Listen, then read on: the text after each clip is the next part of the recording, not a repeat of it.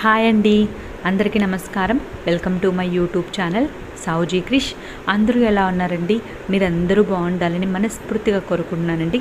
ఎప్పటిలాగే ఈరోజు కూడా మంచి మంచి టిప్స్తో అయితే నేను ముందుకు వచ్చానండి. వీడియోని ఎక్కడా కూడా స్కిప్ చేయకుండా లాస్ట్ వరకు చూడండి. చాలా మంచి టిప్స్ అయితే ఉన్నాయండి ఈ వీడియోలో. ఫస్ట్ టిప్లోకి వెళ్దామండి. ఒక బౌల్లో అయితే కొంచెం వాటర్ అయితే తీసుకున్నానండి. ఆ వాటర్లో వచ్చేసరికి కొబ్బరి నూనె అయితే వేస్తున్నానండి. దీన్ని ఎలా యూస్ చేస్తామనంటే, మనకి డోర్స్ అనేవి ఉంటాయి కదండి. డోర్స్ అనేవి మనం క్లీన్ చేసుకోకపోతే డస్ట్ అనేది చాలా ఉంటుందండి. మనకైతే అది కనిపించదు కానీ చాలా డస్ట్ అనేది ఉంటుందండి. ఎప్పటికప్పుడు మనం క్లీన్ చేసుకుంటున్నామంటే డోర్స్ అనేవి మంచి షైనీగా అయితే ఉంటాయండి. మనం దీంట్లో వచ్చరికి ఆయిల్ అనేది వేసాం కాబట్టి డోర్స్ అనేవి షైనీగా ఉండడానికి ఆయిల్ అనేది చాలా బాగా అయితే యూజ్ అవుతుందండి. మనం డోర్స్ అయినా, మనకి దివాన్ ఉంటుంది కదండి, దివాన్ అయినా, కాట్ అయినా, డబల్ కాట్ అయినా సరేనండి, మనం డైరెక్ట్గా వాటర్ తోటి అయితే క్లీన్ చేయకూడదండి. అది పాడైపోతుంది వుడ్ అనేది. అందుకోసమనే నేనైతే దీనిలోకి అయితే ఆయిల్ అనేది వేసానండి. అది కూడా మనం క్లాత్ని కూడా బాగా గట్టిగా అయితే పిండేసుకోవాలండి. వాటర్ అనేది ఎక్కువగా లేకుండా ఈ విధంగా పిండేసుకొని మనం నీట్గా తుడిచాము అని అంటే చూస్తున్నారు కదండి ఎంత షైనీగా అయితే ఉందో. ఈ విధంగా మనకైతే మంచి షైనీగా అయితే తయారవుతుందండి. చాలా సింపుల్గా ఈజీగా అయితే మనమైతే క్లీన్ చేసుకోవచ్చండి. కాట్ చూస్తున్నారు కదండి, దివాన్ని కూడా ఈ విధంగానే నేను క్లీన్ చేస్తున్నానండి. అంతేకాకుండా మనకి డబల్ కాట్ ఉంటుంది కదా, డబల్ కాట్ని కూడానండి మనం నీట్గా క్లీన్ చేసుకున్నాము అని అంటే ఎప్పుడైనా ఫంక్షన్స్ ఉంటాయి, అప్పటికప్పుడు మనం పెద్ద ప్రాసెస్ పెట్టి క్లీన్ చేయాలంటే అంత టైం అనేది ఉండదు కదండి. ఇదైతే చాలా సింపుల్గా ఈజీగా అయితే ఒక్కసారి క్లీన్ చేసామనుకోండి డస్ట్ అంతా వచ్చేస్తుంది. కాబట్టి మనకైతే మంచి షైనీగా అయితే కనిపిస్తుందండి. తప్పకుండా అయితే ట్రై చేయండి.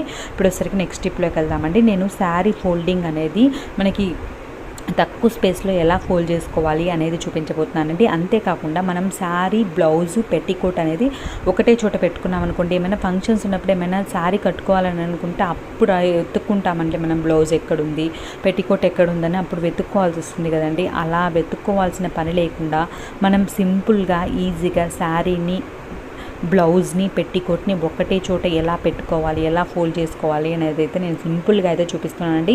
ఈ విధంగా ఫోల్డ్ చేసి పెట్టుకున్నారనంటే మనం ముందుగా వెతుక్కునే ప్రాబ్లం అనేది ఉండదండి. ఎప్పుడు చూసినా సరేనండి, ఏమైనా కావాలి అని అంటే శారీస్ గురించి పెట్టికోట్ అయితే కనపడదండి. మనకి మ్యాచింగ్ పెట్టికోట్ కావాలంటే వెతుక్కోవాల్సి వస్తుంది కదండి. ఈ విధంగా పెట్టుకున్నారంటే వెతుక్కోవాల్సిన ప్రాబ్లం లేకుండా మనం ఎప్పటికైనా జర్నీలకు తీసుకుపోవాలన్నానండి డైరెక్ట్గా ఇలా పెట్టేసుకోవచ్చు అండి. మనం వెతుక్కోవాల్సిన పనే లేదండి. ఈ విధంగా ఒక ప్రాసెస్లో అయితే మనం పెట్టేసుకోవచ్చు అండి. ఇంకొక ప్రాసెస్ కూడా నేను చూపిస్తానండి. మీకు ఏది ఈజీగా అనిపిస్తే ఆ ప్రాసెస్లో అయితే మనమైతే క్యారీ చేసుకోవచ్చు అండి. ఈ విధంగా పెట్టుకోవడం వల్ల మనకి బ్లౌజ్ సపరేట్గా, పెట్టికోట్ సపరేట్గా పెట్టుకున్నా కూడా ఎక్కువ స్పేస్ అయితే ఆక్రమిస్తుంది కదండి. అలా లేకుండా మనకి తక్కువ ప్లేస్లో అయితే మనం నీట్గా అయితే పెట్టేసుకోవచ్చు అండి. ఇప్పుడు వచ్చేసరికి ఇంకొక ప్రాసెస్ అయితే చూపిస్తున్నాను చూడండి. ఈ విధంగా శారీలో వచ్చేసరికి మనం పెట్టికోట్ అనేది పెట్టేసుకోవాలండి. పెట్టేసుకున్న తర్వాత బ్లౌజ్ అనేది చూస్తున్నారు కదండి. ఈ విధంగా బ్లౌజ్ అనేది ఓపెన్ చేసుకొని మనం నీట్గా ఈ శారీ అనేది పైన పెట్టేసుకోవాలండి. ఈ విధంగా పెట్టుకున్నా సరేనండి మనకి శారీ, బ్లౌజు, పెట్టికోట్ అనేది ఒకటే చోట ఉంటుందండి. మనం వెతుక్కోవాల్సిన పని లేకుండా మనకు నీట్గా అయితే ఉంటుందండి. ఈ విధంగా మనం బీరువాలో పెట్టుకోవచ్చు. మనం జర్నీలు చేసేటప్పుడు క్యారీ చేసుకునే దానికైనా చాలా ఈజీగా అయితే ఉంటుందండి. తప్పకుండా ఒక్కసారి అయితే ట్రై చేయండి. చూస్తున్నారు కదండి, ఈ విధంగా ఫోల్డ్ చేసేసుకొని మనం పెట్టుకున్నామంటే చూస్తున్నారు కదండి ఎంత నీట్గా ఉందో. ఈ విధంగా నీట్గా అయితే మనం ఒకటే చోట అయితే మనం అరేంజ్ చేసుకున్నాము అని అంటే మనం వెతుక్కోవాల్సిన ప్రాబ్లం లేకుండా నీట్గా అయితే ఉంటుందండి. తప్పకుండా అయితే ట్రై చేయండి. అదొక చిన్న రిక్వెస్ట్ అండి. వీడియోని ఇప్పటివరకు లైక్ చేయని వాళ్ళు ఎవరైనా ఉంటే తప్పకుండా లైక్ చేయండి. మీ ఫ్రెండ్స్కి, ఫ్యామిలీ మెంబర్స్కి షేర్ చేయడం మాత్రం మర్చిపోవద్దండి. మీరు చేసే ఒక్క లైక్ నాకైతే మంచి సపోర్ట్ని అయితే ఇస్తుందండి. తప్పకుండా లైక్ చేయండి మీకు ఈ వీడియో నచ్చినట్లయితే. చూస్తున్నారు కదండి, నెక్స్ట్ టిప్లోకి వెళ్దామండి. ఇలా బ్యాంగిల్స్ అనేవి మనకి కలర్ పోయిన బ్యాంగిల్స్ అనేవి ఉంటాయి కదండి. అలా కలర్ పోయిన బ్యాంగిల్స్ని ఏం వాడతాంలే అని పడేస్తాం కదండి, పక్కన పెట్టేస్తాం కదండి.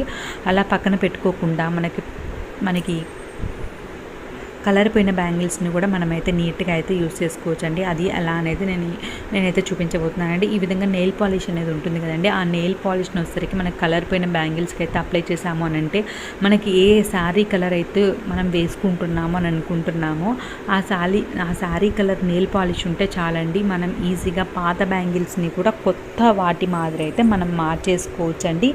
మనం పక్కన పెట్టేసి మళ్ళీ కొనుక్కోవాల్సిన అవసరమే లేదండి. మనకి ఏ కలర్ మ్యాచింగ్ కావాలి అని అనుకుంటే ఆ కలర్ మన దగ్గర ఒక నెయిల్ పాలిష్ అనేది ఉంటే చాలండి, ఈజీగా మనం గాజులను అనేది ట్రాన్స్ఫార్మ్ అయితే చేసేయొచ్చండి. చూస్తున్నారు కదండి, ఫస్ట్ వైట్ కలర్ బ్యాంగిల్ అనేది ఇప్పుడు నేను కలర్ అనేది అప్లై చేశాక ఎలా ఉందో చూస్తున్నారు కదండి. ఇప్పుడు గ్రీన్ కలర్ బ్యాంగిల్కి వచ్చేసరికి నేను పింక్ కలర్ అనేది యాడ్ చేస్తున్నానండి. ఈ విధంగా మన ఇష్టం అండి. మనం పక్కన కలర్ పోయింది ఏం వాడతాం లేబా అని పక్కకు పెట్టేస్తాం కదండి, అలాంటి వాటిని కూడా పక్కన పెట్టాల్సిన అవసరం లేకుండా మనమైతే వాడుకోవచ్చండి. చాలా సింపుల్గా, చాలా ఈజీగా మన దగ్గర ఒక నెయిల్ పాలిష్ అనేది ఉంటే చాలండి. మనకి ఏ కలర్కి మ్యాచింగ్ కావాలన్నా కూడానండి మనం రెడీ చేసుకోవచ్చండి. ఈ విధంగా మనం పింక్ కలర్ వేయడం వల్ల గ్రీన్ పింక్ కలర్ శారీ అనేది ఉందనుకోండి, ఈ విధంగా ఇలాంటి గాజులు వేసుకున్నాం అనుకోండి, మనకి 2 కలర్స్ అయితే కనిపిస్తున్నాయి చూడండి. ఈ విధంగా చాలా బాగుంటాయండి. చూస్తున్నారు కదండి, కలర్ వేసిన తర్వాత ఇవి 2 ఫస్ట్ ఎలా ఉన్నాయి, ఇప్పుడు ఎలా మారిపోయాయి అనేది చూస్తే మీకే అర్థమవుతుందండి. చాలా సింపుల్గా, ఈజీగా మనం పాత బ్యాంగిల్స్ని కూడా యూస్ చేసుకోవచ్చండి. పక్కన పెట్టాల్సిన అవసరం లేదు, కొత్తవి కొనుక్కోవాల్సిన అవసరం అస్సలే లేదండి. తప్పకుండా అయితే ట్రై చేయండి. ఇప్పుడు వచ్చరికి నెక్స్ట్ స్టెప్లోకి వెళ్దామండి.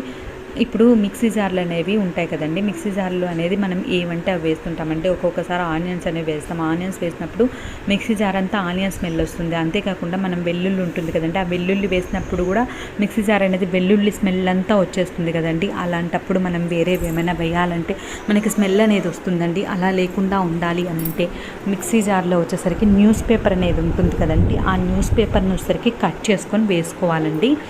ఈ విధంగా మనం కట్ చేసుకొని న్యూస్ పేపర్ వేసుకొని కొంచెం వాటర్ అనేది వేసుకొని తిప్పామనంటే ఆ స్మెల్ అంతా న్యూస్ పేపర్లకు అయితే పట్టేస్తుందండి. మనకి స్మెల్ అనేది లేకుండా మిక్సీ జార్ అనేది నీట్గా ఉంటుందండి. మనం నీట్గా అయితే క్లీన్ చేసుకున్నట్టు మనకి స్మెల్ అనేది లేకుండా చాలా బాగుంటుందండి. ఒక్కసారి అయితే నేను మీకు చూపిస్తాను చూడండి. ఈ విధంగా న్యూస్ పేపర్ అనేది వేసేసుకున్న తర్వాత, పేపర్స్ వేసుకున్న తర్వాత కొంచెం వాటర్ అనేది వేసుకోవాలండి. వేసుకున్న తర్వాత మనం ఒక్కసారి మిక్సీ అనేది ఒక్కసారి అలా తిప్పేసాము అని అంటే ఆ స్మెల్ అంతా అయితే న్యూస్ పేపర్కి అయితే పట్టేస్తుందండి. మనకి స్మెల్ అనేది లేకుండా ఒక్కసారి అయితే మనం లిక్విడ్ అనేది వేసేసుకొని క్లీన్ చేసుకున్నాము అని అంటే జార్ అయితే నీట్గా అయితే క్లీన్ అవుతుందండి. ఒక్కసారి అయితే తప్పకుండా అయితే ట్రై చేయండి. మసాలాలు అలా వేసుకున్నప్పుడు మిక్సీ జార్ అనేది మసాలా స్మెల్ అంతా వచ్చేస్తుందండి. అలాంటప్పుడు కూడా ఈ టిప్ అయితే చాలా బాగా యూజ్ అవుతుందండి. తప్పకుండా ఒక్కసారి అయితే ట్రై చేయండి. ఇప్పుడు వచ్చరికి నెక్స్ట్ టిప్లోకి వెళ్దామండి. సిలిండర్ అనేది మనం పెడతాం కదండి, ఆ పెట్టిన చోట చిలుము మాదిరి పట్టేసి రౌండ్గా అయితే అట్లానే ఉండిపోతుందండి. అది మనం ఎంత క్లీన్ చేసినా కూడా పోదండి. అలాంటప్పుడు మనం వచ్చరికి మనకి అవసరం లేని ఓల్డ్ బ్యాంగిల్స్ అనేవి ఉంటాయి కదండి, ఆ బ్యాంగిల్స్ వచ్చేసరికి మనం సిలిండర్ కింద పెట్టాము అని అంటే మనకి హైట్ అనేది వస్తుంది కాబట్టి మనకి అలా రౌండ్గా పడకుండా ఉంటుందండి. అంతేకాకుండా మనం ఎప్పుడైనా క్లీన్ చేసుకోవాలన్నా సరేనండి, నీట్గా పక్కన సర్పు వేసుకొని నీట్గా అయితే క్లీన్ చేసుకోవచ్చండి. చూస్తున్నారు కదండి, ఈ విధంగా ఇదైతే కొత్త సిలిండర్ అండి, చాలా వెయిట్ అయితే ఉంది. ఇంకొకరి సహాయం తీసుకొని నేనైతే పైకి ఎత్తుతున్నానండి. చూస్తున్నారు కదండి, ఈ విధంగా అయితే 3 పైపులు అయితే మనం బ్యాంగిల్స్ అనేవి పెట్టేసుకున్నాము అని అంటే మనకి నీట్గా అయితే ఉంటుందండి. మనం తుడుచుకునే దానికి కూడా చాలా నీట్గా అయితే ఉంటుందండి. మనకి ఆ విధంగా మనకి రౌండ్గా అయితే పడకుండా, చిలుము అనేది పట్టకుండా నీట్గా అయితే ఉంటుందండి. తప్పకుండా ఒక్కసారి అయితే ఈ విధంగా అయితే ట్రై చేయండి. మన హాల్లో అలా పెట్టుకున్నప్పుడు ఆ విధంగా పడితే బాగోదు కదండి. ఈ విధంగా మనం అవసరం లేని బ్యాంగిల్స్ని అయితే ఇలా అయితే యూజ్ చేయొచ్చండి. తప్పకుండా ట్రై చేయండి. ఇప్పుడు నెక్స్ట్ ఇప్పుడుకి వెళ్దామండి. స్టవ్ అనేది చూస్తున్నారు కదండి ఎలా ఉందో. ఈ విధంగా మనకి స్టవ్ దగ్గర అంతా జిడ్డు పట్టినా ఏమైనా పట్టినా సరేనండి, నీట్గా అయితే క్లీన్ చేసుకునేదానికి ఇప్పుడు ఒక లిక్విడ్ అనేది చెప్పబోతానండి. ఈ లిక్విడ్తో వచ్చేసరికి మనం స్టవ్వే కాకుండా మనం వాష్ బేసిన్ పాత్రలు అనేవి తోముకుంటాం కదండి, వాష్ బేసిన్ అది కూడా క్లీన్ చేసుకునే దానికి ఈ లిక్విడ్ అయితే యూజ్ అవుతుందండి. తప్పకుండా ఒక్కసారి అయితే ట్రై చేయండి.